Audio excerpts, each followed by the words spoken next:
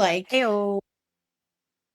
we are so dynamic and ridiculous on video, and so next season, okay, so we have to give them a little context, um, because it's relevant to our discussion. We've decided, literally 40 seconds ago, that every season we'll tackle one big new thing.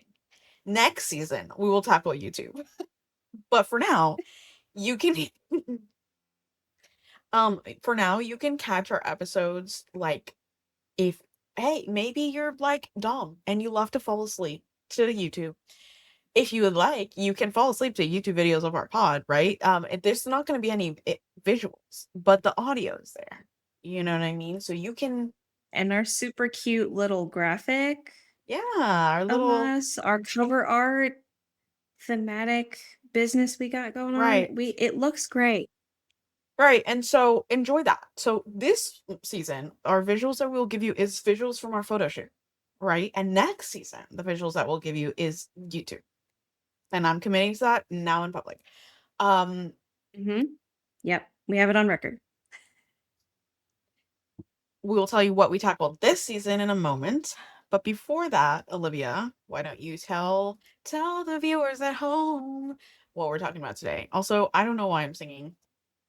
It's becoming a trend. We sing something in every episode. Yeah. It's just but will we ever do an episode on singing? Oh my god, I thought you I were gonna don't know. say, "Will we do an entire episode sung?" And I was like, "No, what the fuck? What?" Les Mis style, where we're talking, we're reviewing plot points, Dramatic but retelling. it's sung, yes. Now Once I'm I kinda can play thinking the about cello, oh my god. You learn how to play the cello, I finally learned how to play piano, we can do dramatic little duets the entire oh my god, wait, we could be wait, like Bo wait. Burnham. You know what I mean? Like we could be like, Oh, no. Do not compare us to Bo Burnham in the chat, people. I'm sorry. Yikes. Oh my god. Anyway, speaking of complicated white men, today's topic Complicated is one word for when it, I whenever suppose. when we put the videos out at some point, you guys will be able to see how dramatically our faces change. We are using all of our facial muscles when we record these episodes. You know how they Our say, like, topic? "Oh, you have to, like, reduce your like, don't do this with your face, don't do this for your face to maintain," like, I'm doing it all. No, no. I literally okay, just these smallest sidebar, 3 minutes in, and we still haven't introduced the topic of this episode. I raise my eyebrows. I'm a teacher, right? I raise my eyebrows at these kids so much, I'm getting a fine line on my forehead where you can't see it on camera because my camera, but like We do up top. I feel like on our Instagram, we should do maybe, like, we try product like, we do influencer style stuff, but it's ridiculous because we don't know what we're doing, and also we're not influencers. I feel like this could be We're fun. not sponsored. Okay. Anyways, so sorry. You're here for a reason. Um, but you know what? Part of the reason you're here is for the chaos, so you're welcome. Yeah, you're here for the chaos, you're here for the laughs, you're here to hang. Welcome back. First full length episode of season 2. We are back and we're coming in hot. Our topic today that we meant to discuss a couple minutes ago is activism.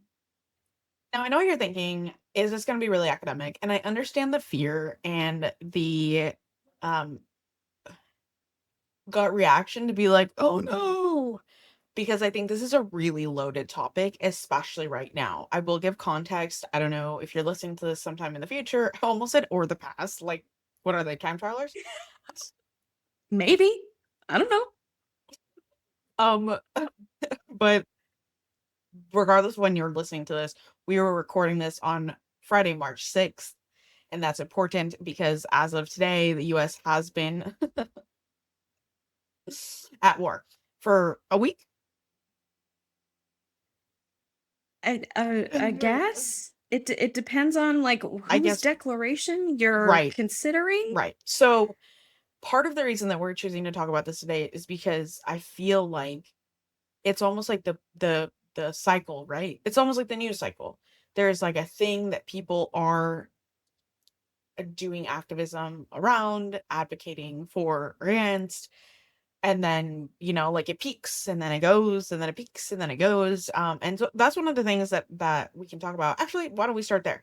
I think that it is one of the reasons that the concept of activism is so tiring just to think about, is because number one, we're living in a hellfire, meaning there are so many things going on, right? And one of the first points that I'd like to make is that I think it's really easy to feel like you have to care about every single issue in the world at all times.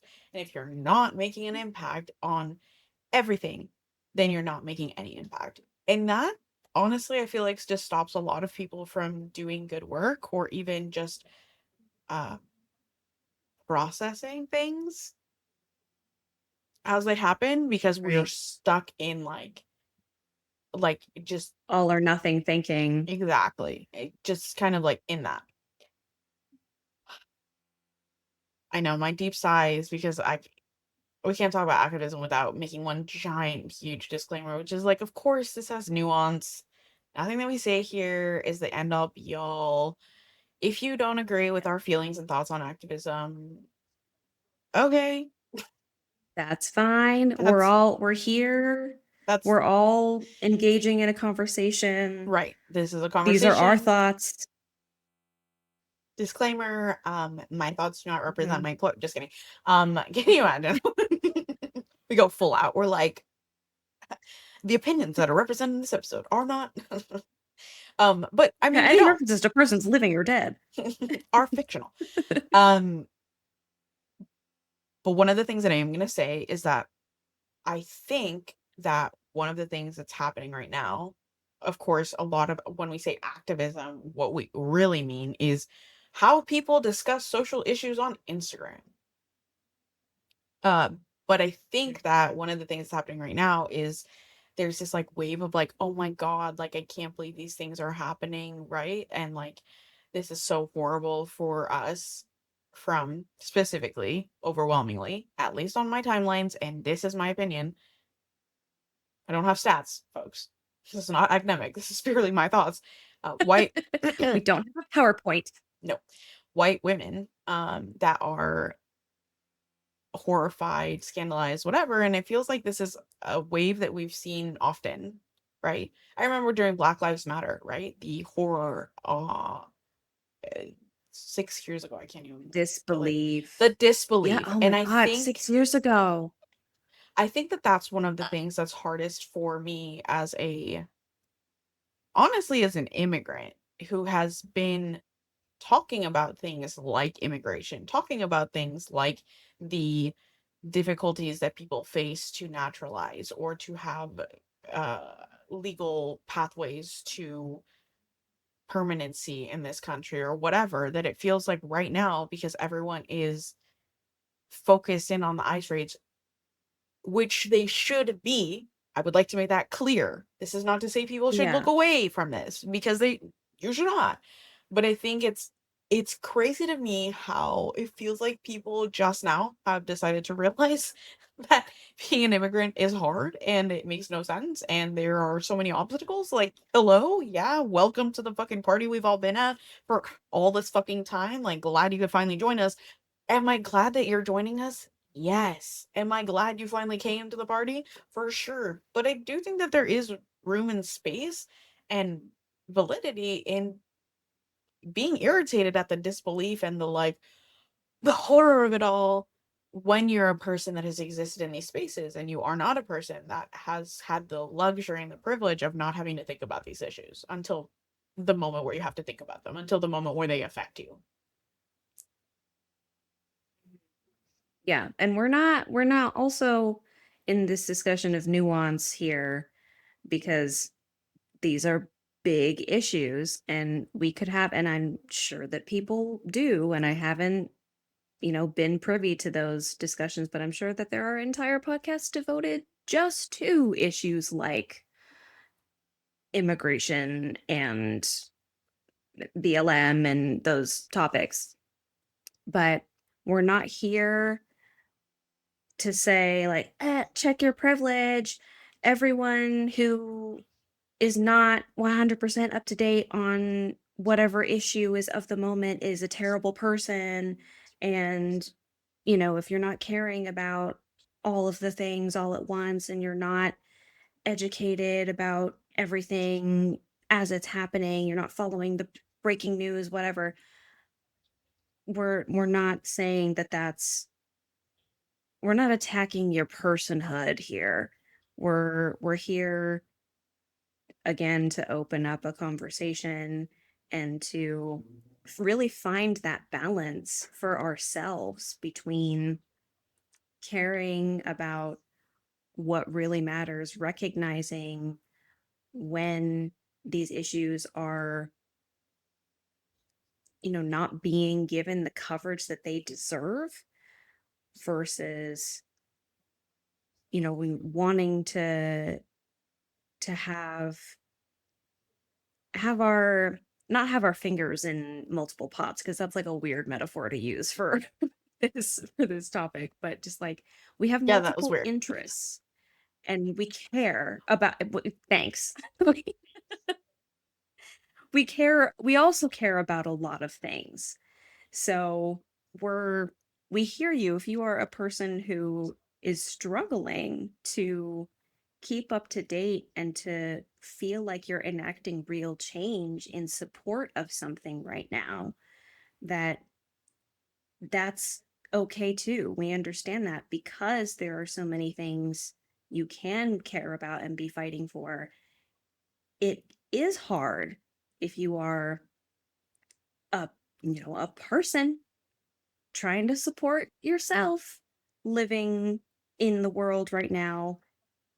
It's hard to do all the things that you want to do and support all the causes that you care about.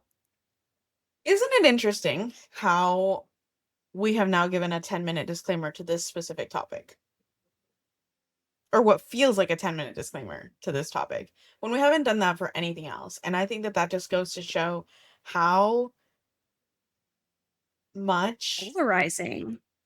not even polarizing for me, but just like how much fear goes into even having a conversation about advocacy or about social issues. Not even talking about the social issues Mm, themselves, but just like, let's talk about a social issue. And then there's just like such a, honestly, I feel like part of it comes down to our expectations as a society or as certain groups of like the responsibility that people with any platform have. Like, let's talk concrete numbers. We are not on a Netflix show. Olivia and I are not celebrities. Unless we're your we're favorite approaching celebrities. 300 listeners. Right? Like, let's think on that scale. Like, if we feel this, being people who are overwhelmingly, I'd say, like on the comparison of everyone else, right? Shouting into the void. I can't imagine what it looks like when you get bigger and bigger and bigger and bigger, and we're talking about platforms of millions of people instead of, a couple hundred. A global scale Yeah, rather and than I our little think corner of the internet. I think my personal belief is that I do think celebrities have a responsibility to use the platform and the just sheer visibility that their pages have, or their accounts or their reach or their words or their interviews, to discuss social issues and to engage with it. Because I think when we say things like stay in your lane or like celebrities should not have an, like, first of all, I think that at the end of the day celebrities are still people, and I think that the more we put them on this other, like, oh, they're there and we're here, right? That's weird, and it lends itself to all kinds of weird behavior. But also I think that we have to have conversations at every level, right? Like, we don't need celebrities to, unless that's something that they're super well versed in. But like, I'm not expecting celebrities to necessarily have an academic discussion, but I am expecting them to have a discussion of social issues. Because also, for me, and this is, I guess, my second point, I think that a large part of my personal advocacy is thinking about where my money goes. And like, I Yes. work Yeah, money is so ooh, that's a big subtopic that we're getting into here. Yes. I work hard for my money, And I, these days, have thoughts and feelings about where it should go. And I think that binary thinking around things like boycotts, for example, is really challenging for me to engage with. I'll give a great dichotomy. I haven't stepped foot well, okay, I've stepped foot inside once to use a gift card and then I spent $3. I'll just be super real.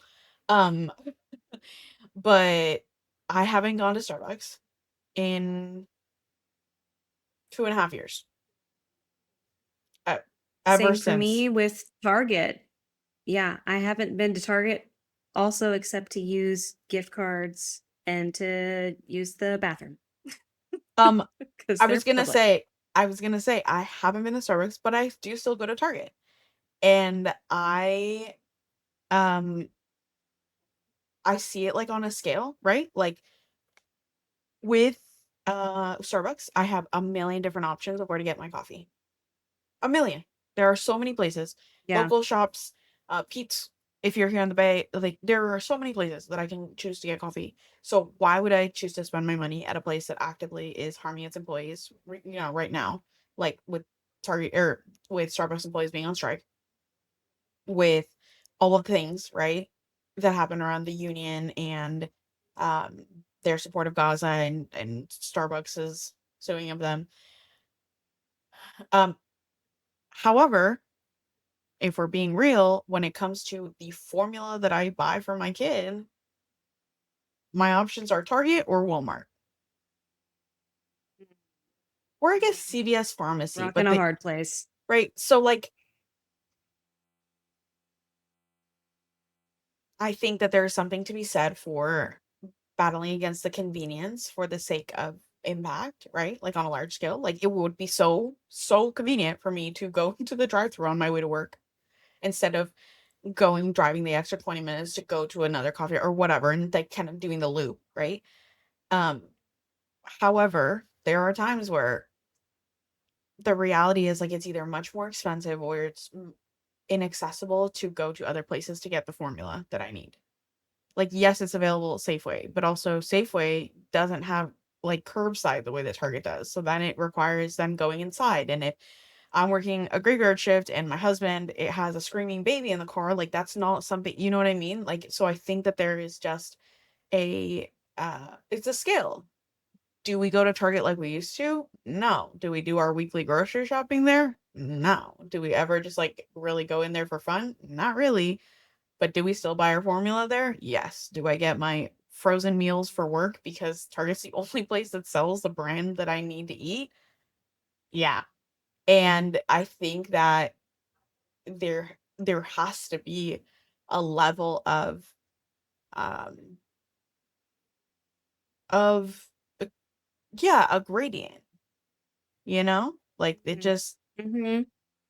Yeah, the world is gray, the world is actually. gray. And It's not also, as black and white. yeah, and I think that that's one of the hardest things, right? Is when like, in some spaces it feels like if you are not doing all of the basically, if you are not making your own clothes and uh, Homesteading, raising homesteading, chickens, eh, reusing all the stuff, buying natural deodorant, like every possible thing. then you're trash. And I think that we get lost in the sauce in the conversation about how to actually have meaningful impact, because like we were saying at the beginning, like, you can't care about every single thing. A human being can only devote so much attention, resource, time, energy, money to, like, things. And I think where we should approach this conversation is more of like, okay, like, what are the things that I want to care about and where do I want to invest my time and my money, right? So, like, on a large scale, Yeah, I have a couple of causes and yeah, have you more of an impact rather than beep, beep, beep, beep, beep, like well, and little rather than bits to stressing yourself out because you can't do all the things or perform in different ways. I don't know if you've ever looked at the wheel of, like, advocacy and social change before, and it talks about, like, our different roles when it comes to social change. Like, some of us are the physical healers, right? The people that people come to when they're weary, the doctors, the medicinal Mhm. providers, like the massage therapists, I'm like, looking that up right now. Some of us are the storytellers, some of us are the protesters, some of us are the like, if we were to actually think about, okay, what role is accessible for me to play, would I like to play, whatever. Am I saying never inconvenience yourself for the sake of others? No, of course not. Right? Like, I'm not saying like pick the coziest spot that you can get. No, but also we all have different talents, we all have different skills, we all have different availability of our time, of our money. There are people in this world who legitimately the biggest resource they have is their money. Yep, this is true. And there are people in this world who their biggest resource is a skill or is something else. Like, and if we each focused on like, I don't know, like, I think that it almost like lends itself to this thing that I've thought about a lot over the last decade, which is everyone talks about wanting to change the world, but no one wants to think practically about like how to do that on a level and change a person's world. Everyone wants to change the Exactly. world or the whole issue. The They want to world, solve, all 8 billion of us. and I think that that Mhm. really does a disservice to where we could actually have such positive impact on people. And particularly, I will say this. Y'all know I love to roast my mother and her a generation sometimes. Not really, but we have talked a lot about just like the different things that I think are positive changes across time and generation. I think a really negative change across the past, I don't know, 30 years, 40 years, is the fact that people don't grow up with a focus on service, on like volunteer work that is not Mhm. for the Mhm. sake of like an extracurricular or a credit or a thing to check off. Yeah. There's a lack of genuine altruism and humanity. It's a lot more performative Well, now than no, I think it's ever been. but I also think it just doesn't exist. Like, I don't think that if you go into most nonprofits, and again, I could be wrong, but if you go into most places and you ask them the age range of their volunteers, I don't really think that you're going to see a large swing of young folks volunteering. I think that it's mostly people in their 50s or 60s or 70s. Now, granted, asterisk, asterisk, asterisk, does that have a lot to do with the fact that people that are retired have more time than people who are 25? Sure, absolutely. That's just the reality. However, Nuance. again, nuance. However, I do think that there used to be like a value that was placed on giving back to your like local community that doesn't necessarily exist now, probably because we stress children out. So when they're in high school, they're like so fucking busy. Community service hours. Yeah. They're so fucking busy that they don't have time to think about it. And then they're in college and they're all everyone's screaming and the world is on fire. And sure, absolutely all these things, but like I do think that it is rare these days to find someone that like volunteers and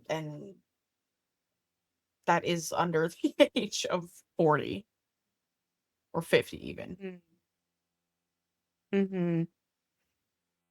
Yeah. Volunteer work versus working for an organization that does something like that's it's a different kind of activism and work for advocating for whatever you're supporting. There is a difference between volunteering and picking, like we were saying, like if you're passionate about something, picking a field and going into that field and doing work that you may or may not be paid for. It may or may not be your profession, but contributing over a longer period of time. That's like also what I'm seeing is like it's a an age gap and Like a sporadic thing? a That's exactly the word I was looking for, where it's like not as big of a commitment. It's not Yeah. a like You a know what I life mission, and it y doesn't have to you be, know what I think it but partially like is? Like, I think that we've gotten really into the idea of, like, actions, like community service days or, like, an organi like, you go out and you do this thing for a day or an a afternoon protest. Mhm. instead of being like, "Okay, like, where could I invest my time for the next year?"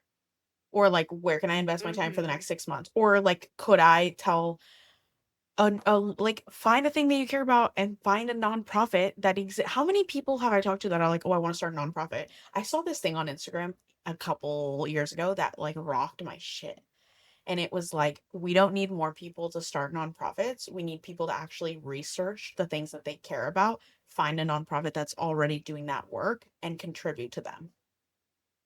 Ooh. And I was like, "Damn," because up until that point, I've wanted to Yeah. start a nonprofit, and I was like, Well, like, remember when we were gonna do that project on homelessness and providing hygiene products to homeless women?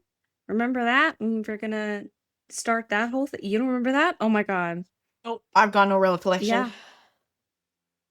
Mhm. I think that that's yeah, I'm not surprised though, like, and do I think that we shouldn't do those things? Again, do I think we shouldn't do those things? No, but I think we should be strategic that sometimes there's someone already doing that shit, and you could be like, you could to contribute better by already participating inside an infrastructure and helping an organization meet the needs that they have versus trying to start your own new thing. Like, I think so many people get caught up in like, but what do I actually do? And like reinventing the wheel instead of actually just like finding Mhm. organizations already doing it. Yeah. Yeah. For all kinds of issues like the climate, social issues, um, scientific developments, like anything that you can think of, they're most likely in the year 2026 is some form of something. It's not going to be on the same scale as like the ACLU or the SPCA or whatever. Like there are going to be budding organizations that are more difficult to find because they don't yet have the funding to do all the marketing that all these other organizations are doing. So again, it goes back to the money and where we're investing both our finances and our time and energy. Like you can bust your ass to create your own nonprofit and have whatever degree of success, or spend your energy looking for something that already exists. Get the people in your circle to also contribute to that if they support it. And then already you have more more solid ground for that organization to stand on, and you've contributed more by doing that than you would have trying to get a new org off the ground. Right. I think again, it just comes back to that idea of like reticence to change a life, like someone's world versus the world. A great example of We're this, all trying to enact, like, sorry to cut you off. like, no, I was gonna say, like, yeah, we're all trying to enact great social change and not like, and I think that great social change, yes, matters, and yes, we should all contribute to it, and also positive change, working towards the world that we want to see and the world that, a world that I would be happy for my daughter to exist in, which some days is hard to envision that world, not gonna lie. Right now, I'm like, perfect. I'll be like, yeah, that time when you were one and we went to war again. Anyways, oh my god. Again. Yep. Okay, anyways, that's gonna be such an out of context sound because they won't have the visual of what my face just did. Sorry. Anywho, uh, I think a great example of this is organ donation. So, Not what I was expecting you to say. I know I'm unpredictable. So many people like people have varying degrees of thoughts about donating their organs post like end of life and da, da, da, da, da, da, da, da. Okay, fine, whatever. So many people that I talk to when I talk about being an organ donor are like, oh my God, like, I cannot tell you how many times I've been called a hero. And it bothers me. It bothers me Mm. that it is so rare to find people that would give an organ to someone else that people think it's heroic. I don't think it's heroic. In my opinion, my humble, tiny ass Camilla opinion, um, everyone should do it. Because in my opinion, all of us should look inside ourselves, our lives, our worlds, our abilities, and think like, how can I help someone else? I just think that that's like a Mm. basic human thing. So I do think that if you get tested and you are told, hey, you're a great candidate for organ donation, I think you should do it. Because the net impact on my life, like, yeah, do I have to consider things? Sure. Can't take a leave anymore. Okay. Okay. I can't take a leave anymore, but there's someone walking around the world that would have died. So Mm. what's more important? Perspective. Like, that's my thing. And so often, it's so frustrating to me when I see people legitimately trying to crowdfund an organ, because this is what people have to do in this Yeah. day and age, is they have to go post on social media and make their person look shining and storing, and like, this person is this to their family, and like, beg someone to give a shit enough to save their life. And people have so, like, they're like, oh my God, well, if it was my mom, of course. If it was my, but that's someone else's mom. And wouldn't you want someone to give a shit if it was your mom? Mm. Mhm. So, like, Yeah, well, I mean, there's another connection with what people are prioritizing because we're talking about organs. We're talking about parts of you, parts of systems that do important things. And not to say that blood, plasma, bone marrow, like, not to say that those don't also do very important things because, you know, they do. creds to the circulatory system. It circulates. More singing. There's so much singing. This is welcome to cabaret night with Brought to you by Camilla's Empty Vitamin Water. Oh, okay, sorry. I couldn't resist.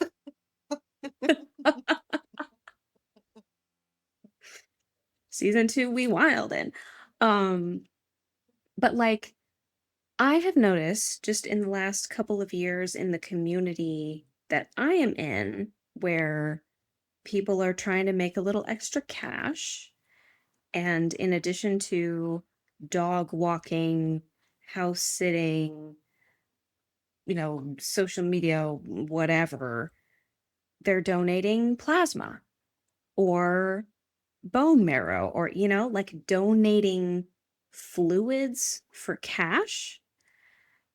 And yes, those donations go somewhere and they do something and they help people, but it's the motivation behind it where it's like, okay, you have done something for the greater good at the end of the day. But I don't know, like if you're motivated to do it just from the cash, there's I don't know. And then I've had thoughts about like egg donation. It gets complicated when we're talking Does about body parts. people are like, we started in advocacy and now we're talking about egg donation. But no, but I think it's all related, because I think it comes back to the money and to the motivations, right? Why do we do the things that we do? Mhm. I'm gonna say something hot take, and you're gonna be like, what? I actually don't give a shit. I don't give a shit if you donate plasma because they paid you. Because at the end of the day, like, if what gets you to donate blood is the American Red Cross texting you and saying, I will give you a $25 gift card, and you're like, damn, that's it, dog. Okay. Because you know what's gonna happen? When someone is literally bleeding out on the side of the road after their car gets smashed into, no one is going to give a shit what the motivations behind the person who donated the blood that saved their life. I don't care. I legitimately could not care less. I think some people agree with me, many people don't. I think we should pay people and to donate their organs. I do. I think other countries have modeled how to do it successfully. I think that yes, there will be a rush of people in poverty. And I do not give a shit about the ethical implications of that, to be honest, because I think the net good is better than the net loss. Whoa.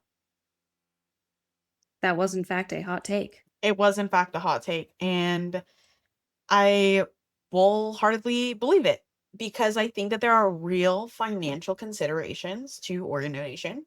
And being a living donor, that's something that you have to keep in mind and consider. Now, here's my 90-second pitch for why everyone should be an organ donor and the top 5 questions that I get asked most often. Here we go. Brought to you by our sponsor, Camila. Number 1, did it fucking hurt? Honestly, breaking my wrist hurt more. Let's be so fucking real. Whoa. Number 2, would I do it again? Yeah, absolutely. Number 3, do I think it was worth it? Yeah, super fucking again. She's alive. Number 4, She's like alive. She had a baby. no, I meant the person who I donated to. But yes, I'm also alive. Um uh Number 4, like the money aspect. And I so that's why I'm going to say, or actually I'll save the money aspect for the last one. A number. What's the other thing that people talk to? How the fuck do you actually donate an organ? So glad you asked. Thank you for coming to my show. Many different ways. Honestly, it's super fucking sad. You can go online and there are so many Facebook pages, so many groups that people are like literally begging people to go get tested for organ donation. Yes, you can donate completely anonymously. That takes time. It's more expensive sometimes, and it is complicated because people think that there's something fucking mentally wrong with you if you want to donate an organ to a rando. Only about 100 people donate a kidney to a rando in the US each year. It's just fucking absurd. Um, so the fifth question, how does the money work? Great. Thanks for asking. So usually there's two things that you can do. Either you go the crowdfunding route where you post a GoFundMe and you're like, help everyone, come donate to me and my recipient, right? Or your recipient does it for themselves, you do it for yourself, whatever, do your thing. Or there are grants and like things that you can apply for where, for example, your expenses, your travel expenses to go donate, or your lodging expenses, or your whatever expenses are covered that are directly tied to your donation. And then your income, you can qualify. Different employers have different things, but you can also qualify for grants where like you demonstrate, hey, this is my income, and they're like, hey, we'll replace X amount of your income, or we'll give you a grant to cover X amount, and you'll do it that way. I think if you work for the federal government, there is a type of leave that you can take to donate an organ. Don't quote me on that, but I think that there is. Ta-da! Okay, now that my soapbox has ended, you can talk about organ donation. But I think it's kind of cuckoo cup puffs banana that people have to do so much fucking work to source their loved one an organ when they are literally like in a horrible fucking situation where it really doesn't fucking impact your life that much, honestly. Like, it really fucking doesn't. If it's your liver, dog, it grows back. Like, what are we talking about? Like, shut the fuck up. Like, you're healthy, you're young. Go fucking donate your liver. Fuck off.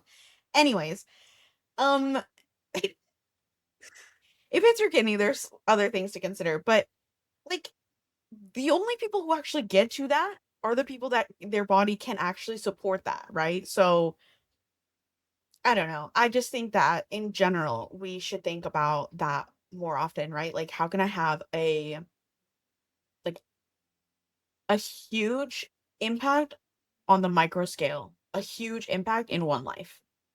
The other thing that I'm going to relate this to is I'm a CASA, so a court appointed special advocate. For those of you that are like, what the fuck's a CASA? So I volunteer with a foster youth. Like, you're assigned to a case by a judge court order, and your role essentially as a volunteer is to make sure that like all services are met. So court says your youth needs therapy, you make sure that your youth actually fucking gets therapy.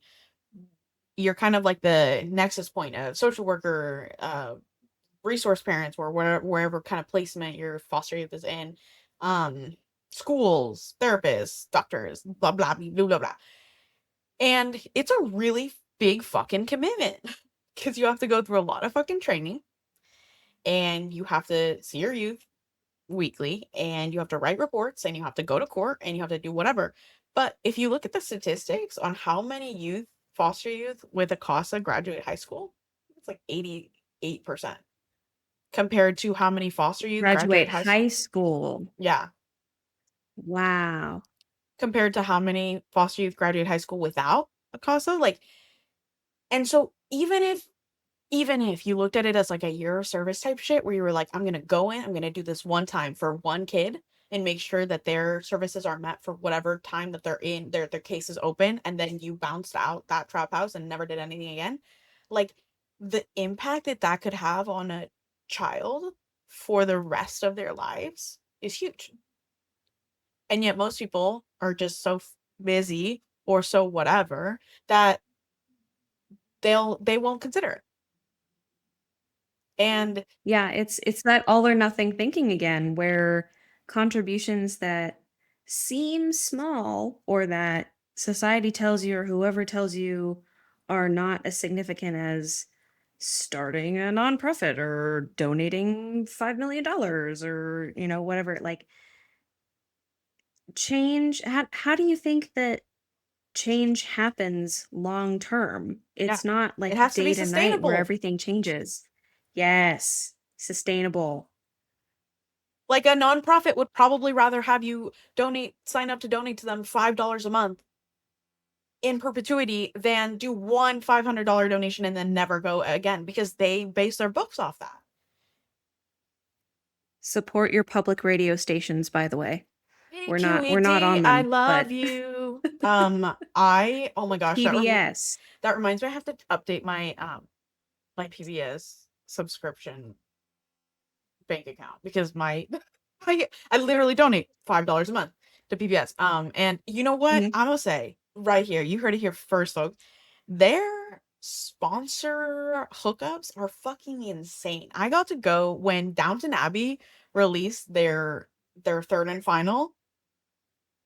I was I got to go see it before it released in theaters at a fucking event for free for donating my $5 a month to PBS. Good night. Goodbye. It was incredible.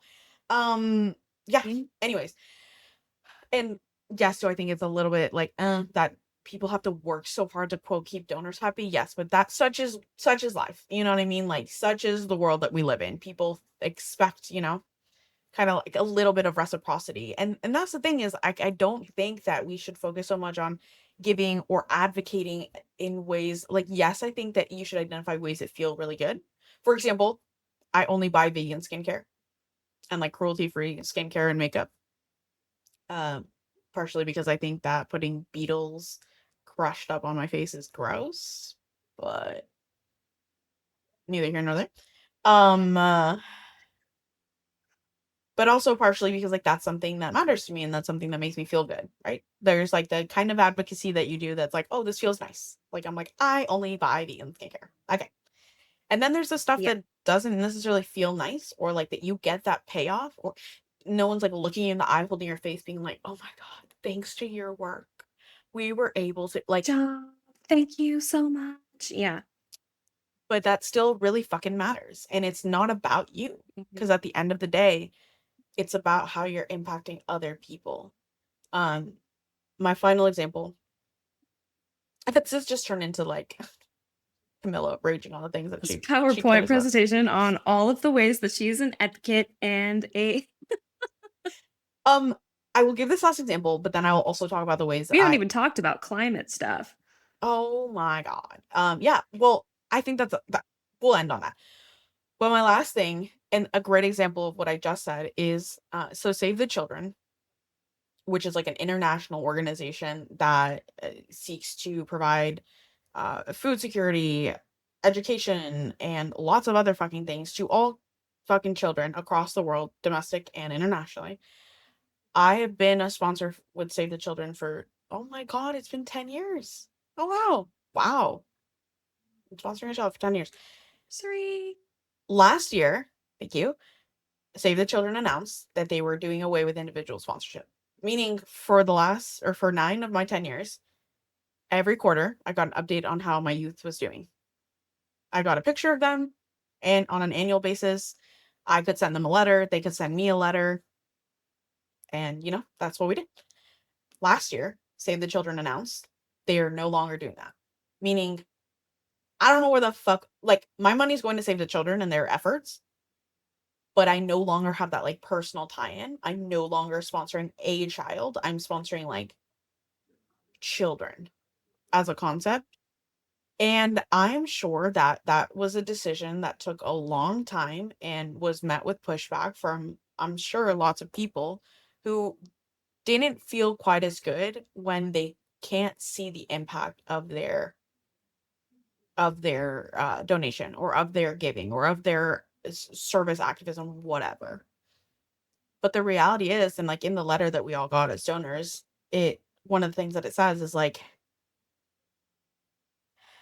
we have measured the impact of like the infrastructure needed to keep individual sponsorships. I can't even fucking imagine. Like my kids were in Malawi. I can imagine what it takes to get a child in Malawi to write a letter that then gets translated, that then gets put in an envelope, that then gets mailed to me, right? Like that's a lot. That's for one letter, one kid, one donor. Yeah. So yeah, as an organization that's focused right now on so many fucking kids, millions of kids across the world, like I'll be okay. I'll be sad, sure, that I don't get to see my kids grow up anymore because I've been sponsoring like the same kid for a couple of years. So I like loved seeing their annual pictures and sure. But at the end of the day, like if my money can go farther, if my money can do more, and by the way, I'm not talking about earth shattering amounts, which is kind of like where I want to land on like last, which is like the imperfect nature of advocacy and social justice work is that again, I'm not out here big ball and shot calling like I'm out here with my $1 million donation to Save the Children every year. I donate $40 a month. That's what I got. And that, to them. And I think honestly, like our goal as a household is that we are it's gonna be another hot take. Olivia's gonna learn so much this episode and alongside all of you. Um, so I grew up believing in the concept of tithing. You're like, where's it's going? Yeah. Um, Common. which is common, but I think one of the things that is less common is that I still believe in tithing, but now I no longer tithe like to a church. Like our goal is that as a household, we are donating 10% of our income a year. In past years, that Yeah. has not happened because honestly, like our household couldn't do without that 10%. And I don't think that I think that's one thing to be like, okay, I'm gonna give up, something convenient or something nice or whatever, and like use that money to donate elsewhere. And then I think that there's like I'm going to put myself in a risky situation or in like a really bad spot for the sake of maintaining this. Like I gave X amount of money. Um, but that's another thing that I don't think like is as common as it was. Well, obviously, because like a lot of people have left religious spaces where that's like considered Mhm. standard, and I Well, think a I lot think of people like have like the negative association, you know? mm, well, I think it just takes a different form now. It's not maybe people do it and they don't call it tithing. They just put, like charity or whatever into their budget. Like there was a time during lockdown when I was not paying rent, thanks mom and dad, and I chose a different organization each month to give money to because, at that time the world was literally burning and people were dying and everything was falling apart and every cause needed help and low key still does. Yeah, I Um, was like but back then. yeah, I was like, this is ongoing. You just don't see as much on the internet about it. Um, but yes, that idea of just giving what you can and doing what you can. And I think a lot about, because I'm a single person household, and I decide, for the most part, aside from like taxes and stuff, where my money goes and what I put in my home and how I demonstrate my values with my possessions or the things that I spend money on. And granted, I live in an expensive area on a teacher's salary. I'm looking for a deal. I'm looking for ways to save money, period. And it happens to be that I love thrifting. I love the hunt. I love looking, finding a little treasure, little treat, something unique for myself. What that does is, in my mind, it's on such a grand scale now with clothing specifically. I don't know how much impact me thrifting instead of buying fast fashion is truly having on the planet and landfills or whatever, but that's what I can do. That's something realistic that a lot of us probably already do. And those kinds of changes, those small, seemingly small actions that you can take, do eventually, if enough people do them, change the system. So if we want systemic change with any one issue, you have to get a lot of people on board. And you can do that by modeling, you can do that by posting, um, with voting with your dollar, like what everybody likes to say. And it's not,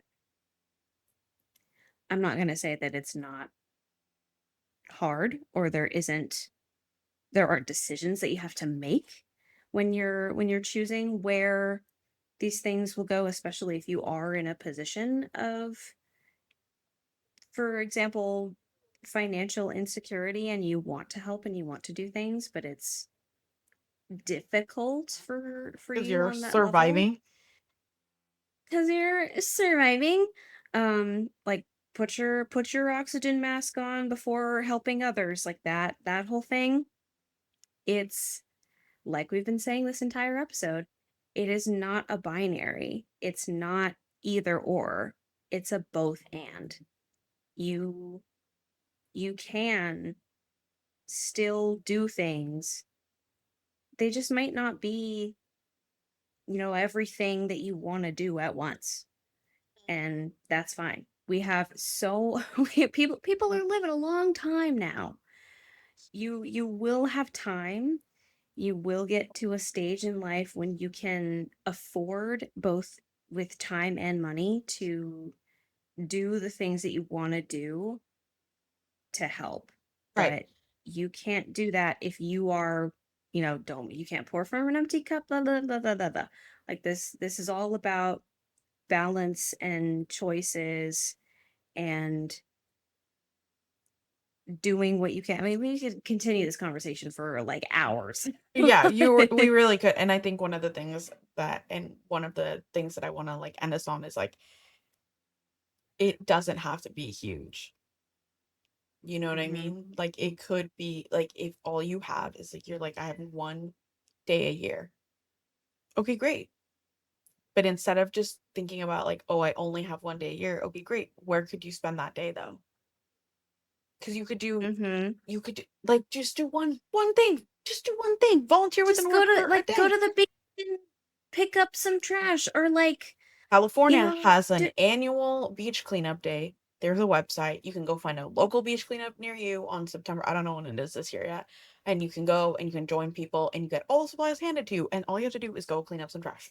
You know what I mean? Like you can go like Google something that you care about and say like, "Hey, I really don't have a lot of time or money to give to you, but I have one afternoon every 4 months on a Saturday. I can take 3 hours. Like, what do you need the most?" And maybe they need their front office cleaned, or maybe they need something packed for their volunteers, or maybe they have an annual gala that you could work as a volunteer at and just go and, like, you could do so many things that in the moment, are you going to feel the impact? No, but the people that they serve will. And that organization will. And like if we all just had like that tiny drop, like that's how you create ripples of change. And again, back to my like overall point, like you don't have to change the world to change someone's world. Like Mm. Mhm. you can you can change someone's world in so many different ways. And if all you've got is you've got a poppin' ass Instagram and you got hella followers and whatever, then you could pick an org and do a monthly fundraiser for them. And you could utilize your thirst traps to, not saying that everybody who has a web and their Instagram does so off thirst traps, but you know what I'm saying. Like you could do that too. You know what I mean? Like there is so many things. And I think that there is also a room for the people that are just educating uh, like, on social media. I just think that sometimes we get wrapped up in believing that that's all that we can do. And I think that one of the things that's kept me really grounded in the past couple of years has been focusing on ways that are not online, that are not necessarily discussing the state of everything burning around, but that are like honing in on how can I have a macro impact on a micro level. And for me, that was, donating my kidney and now like being a CASA, which again, one of those took a lot of commitment. I guess you could say for the rest of my life, but I mean more like just in the season of life where I had to like go do a lot of medical testing and like see if I was a good candidate, yada yada yada. But I go to court and sometimes it's fucking annoying that I have to like finish work and go write a report and go, whatever. But at the end of the day, like I can rest easy in knowing that like the world might be burning, but I can help it burn just a little bit less for like one person. And that for me has been the thing that has kept me going. But that doesn't have to be yours. If you're listening to this and you're like, I actually don't want things that have large commitments. I want to like have that. Okay, great. You could run for your local office if you're like really just like, you know what I mean? Like run for something, run for something.org. Or Like even just like show up at the go meetings to a in your city hall, community. go find out like what's pressing in your local neighborhood, go clean up a park, go, like there's just so many things. But I think instead of focusing on the deficit of where we don't have time or we don't have money or we don't have whatever, or honestly mental bandwidth, right? Like so many of us are so overwhelmed at just the thought of the world on fire. As my therapist tells me, sitting and worrying about something only causes like more worry, right? But like when we could Mhm. It actually doesn't go out help and change anything. do something, honestly, even if you're doing it just from the selfish point of like I like getting relief, like great. Again, I don't give a fuck about your motivations. If you only volunteer because it makes you feel nice, okay. Like the result is the same, Yeah, right? yeah, the food bank still gets all their shit packed up. Like, So yeah. whatever. Um I'd love to end the episode with just a couple of extra thoughts about maybe interesting ways to advocate that people haven't thought of. Um there are organizations if you live in the Bay Area, this is like specifically local, but I don't know, maybe there is Angel Watch in other cities. I'm not sure because I haven't ever checked. But you could there's something called Angel Watch. If you live in the Bay Area, you can volunteer on I think really a lot of Saturdays, but specifically like New Year's Day or Christmas Eve, holidays that tend to have a lot of suicide rates, where people jump off the Golden Gate Bridge, and you can volunteer to just walk the Mhm. bridge and talk people down of suicide, and that's important to you. You could volunteer for a suicide hotline. Oh, this one I love, and I haven't done it yet. I'm gonna be super clear, and that's one of my largest points that I would like to end this conversation with is activism is so imperfect. It is so messy. And you do not have to do everything. But if you'd like a fun idea that you can do just from the comfort of your own home, there's an app called Be My Eyes where you can. Yes. Yes? Mhm. Have you done Be My Eyes? Yeah. Well, yeah, you told me about it when we were in college and I signed My up for it. God, that's incredible. And I still have not done it. That's incredible. Olivia, tell us what Be My Eyes is. It's an app. Well, I mean, I haven't been on it in years because there was a really big push for it, especially during lockdown when people who are blind or have like significant visual impairments needed support when they were alone. And it's an app where it connects you with a person who needs another set of eyes to look at something, and you can help them with a task.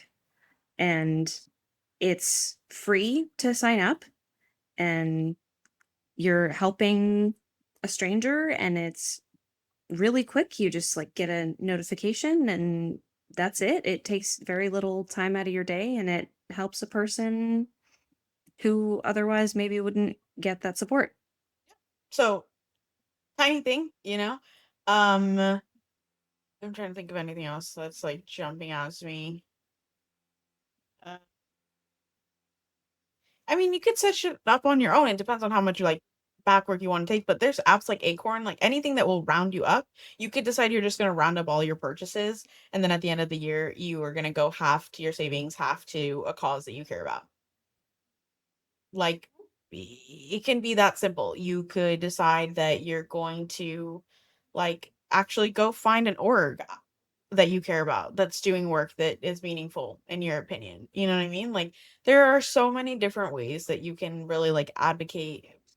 This is turning more into like just a social change episode, lol. But I do think that like when we talk about advocacy, like, yes, there is speaking about it, but I think that so many of us, and probably a good chunk of our listeners, like, we know the things that matter to us. And instead of screaming into the void, which is what it feels like to just be posting on Instagram sometimes, being like, when will people care? Right? Like, we could actually like get our hands dirty and move from advocacy into actual like work. And a lot of Yeah. and advocacy is work. I don't want to underscore that, but, or I don't want to like undermine that, but advocacy is work. And also I think that there's other work. I think that there's other things to be done that, can help other people. And sometimes advocacy, to be honest, is just having that really uncomfortable conversation with that one fucking person in your family that doesn't know why X equals X. You know? Like, sometimes that is the advocacy that Yeah. you're doing. And that sometimes is the most impactful advocacy that you do, because your friends on Instagram who all think the same things as you do, and you're all just resharing the same fucking reels about the world burning, might not have the impact that you talking to that family member and being like, ex- either explaining things or having a dialogue or opening their eyes, you opening your eyes, whatever. Like, that's also just as important, if not more. Ripple effect. That was me making a giant ripple with my arms. I'm sorry you couldn't see it. To our viewers at home, I forgot you aren't viewers; you're actually listeners. Yeah. L. We're getting to that. Well, listen, season 3. Okay, great. In an effort for full transparency, Olivia's going to tell you how we changed something for the pod in an effort to be more aligned with our values and like on this topic. So previously, we were using a different recording and hosting platform to bring our fascinating and hilarious thoughts to you guys. We pretty early on, again, for transparency's sake, discovered that the like the is it the parent company or the company itself? One, I forget which, but one of the It's the two company itself. um was, yeah, the company itself was very much not pro Palestine. Um, so we took the time over season one to find alternatives and to use a service. It ended up being 2 separate services, hence all of our tech issues in bringing season 2 online. But we did it. We're figuring it out. We're working out the kinks to get you the topics that we want to cover, not only in a quality that we like visually, the audio component, we want it to look and sound good for you guys, of course, but we also want the services that we're using to produce the pod align with our values. So we have found 2 services to produce this And you know what? show We're gonna that we're gonna name names, Olivia, because what if other people have a pod and they also feel the same way that we do, and they don't want their money going into Zionist pockets? I'm just gonna be super straight up. We were using Riverside, which is like the king of kings on for podcast production. As it is Olivia was, the most highly recommended. yeah. And you know what? I'm gonna give Mhm. them credit where credit is due. Their product is banging. Like, let's just be real. Their product is it's great. You can do so much inside of it, and I understand why people recommend it as much as they do. That said, while Olivia was talking, I realized that we did all of this effort to move to we're on Descript now for editing, and then we're also using RSS. Use our code, just kidding. But actually though, if you DM us and you're like, Maybe someday. I want your Okay. link to Descript or RSS, I will absolutely give it to you, and I'm sure we can give you a little discount, a little something. Um, if you also have a pod, I don't know. But um I realized that we did all that, Olivia, and we never actually canceled our Riverside account. So as you were talking, I just Oh, canceled so our is that plan. what you were doing just now? Yes, I did. I did just do that right now. So we're Yay! gonna go in and you gotta go in and download all of our content just so that we have it for the rest of time. You should probably do that. Okay. ASAP Rock. And then guess what? We're done there. And You heard it here, folks.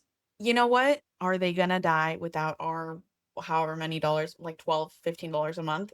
No. But again, whatever money it is, whatever amount of money, we would like it flowing to places that we better align with. And Olivia and I feel very strongly about genocide as a concept. Um, but yeah, so that's our little micro story on our decision to divest. Practicing what we preach. Yeah. And you know what? Like we just said, we literally just canceled it as we were recording this. So it took us a minute to get there, to source an alternative and actually set up an alternative and do all the things that had to happen. But we did it. And you can start super fucking small. And just a quick little plug. Just a little for all my folks out there who know I'm plant-based. If you ever catch yourself thinking, I could be vegetarian, but I would miss X too much. Or like I go on an annual burger trip. I don't fucking know. I'm Oh, yeah. I don't. struggling with an example, but okay, then do that. I was amazed the other day when I looked at a stat of how much water consumption AI has with Oh, yeah. far with no, That's another episode. hold on comparative to livestock and farming. And I looked at the graphic and I went, oh, because I thought of how many of the people that follow me are like all like again, it's not a binary, but you know what I mean? Like if your impact on the planet is that you eat one night a week, like do meatless Mondays. You know what I mean? Like there's there's just ways. There's Um so much good vegan food out there now. Like, or just the vegetarian difference from or when whatever. we were in college to now is wild. Right. So, do with that what you will.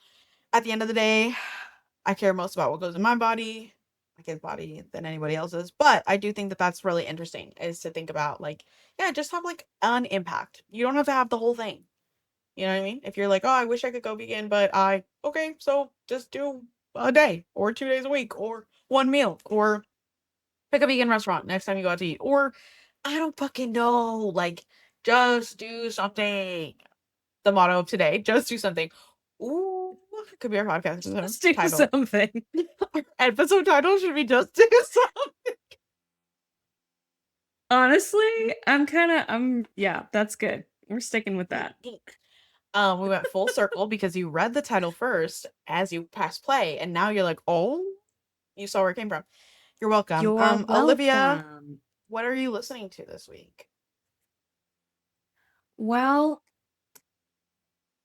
creds to all of the precious teenage boys that I have in my classes this semester because I have had How It's Done a la K-pop Demon Hunters stuck in my head this week. What's that one again?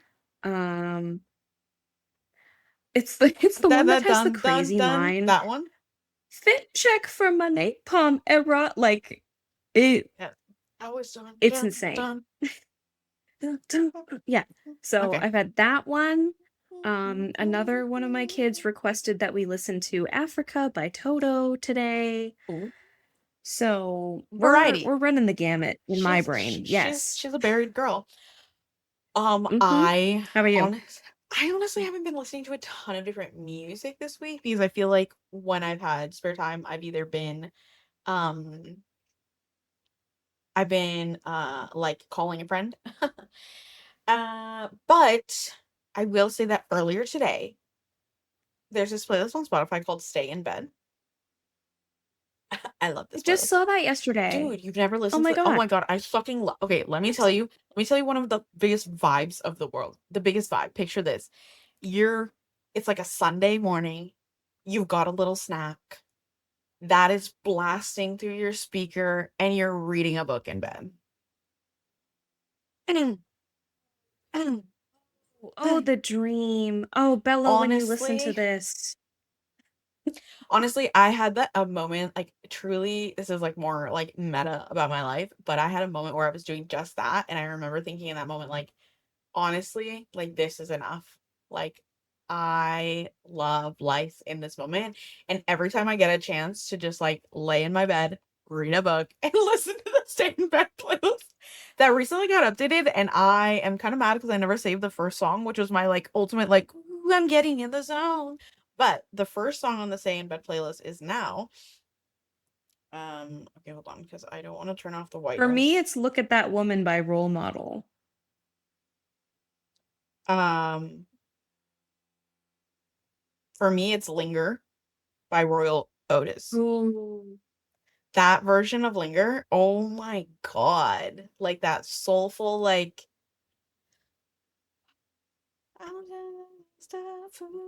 okay.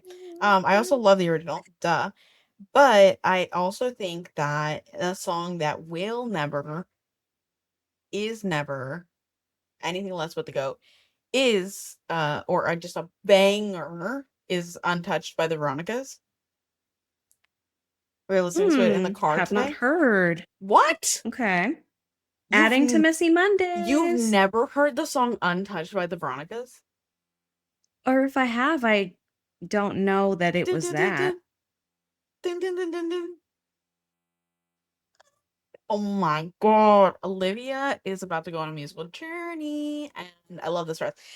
Anyways, thanks for being here. Love you.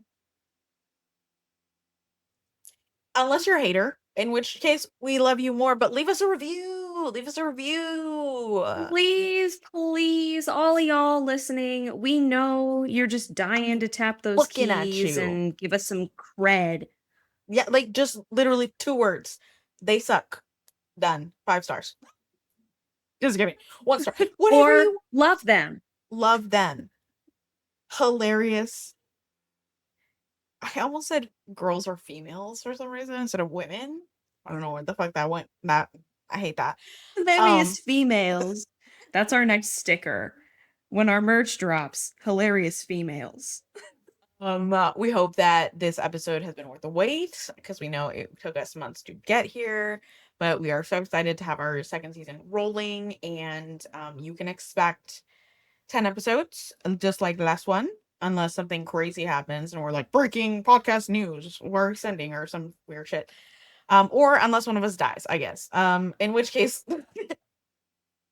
Why would you put that out? What?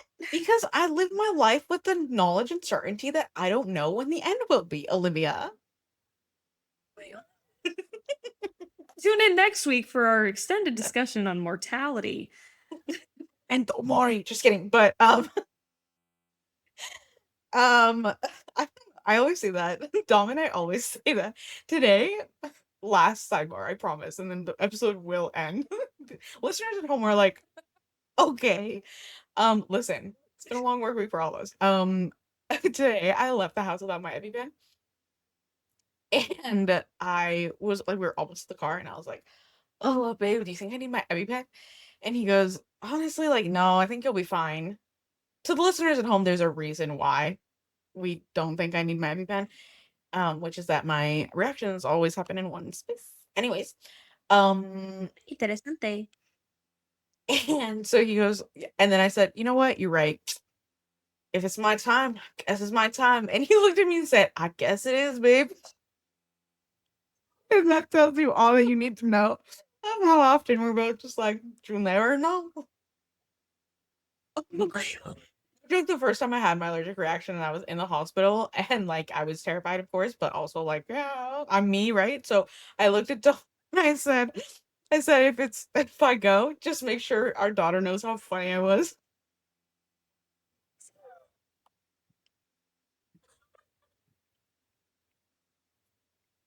You'll never know.